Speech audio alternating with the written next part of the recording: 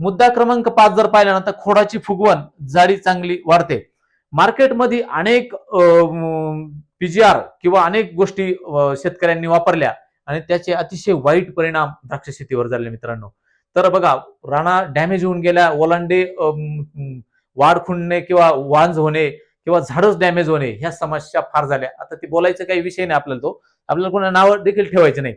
तर ही समस्या ज्या ज्या ठिकाणी आम्ही अस्मिका वापरलं तर त्या ठिकाणी खोडाची फुगवण अतिशय 2 वर्षाचं झाड आहे. आजच आम्ही पाहिलं तर ते झाड 3 ते 4 वर्षाचं दिसतं.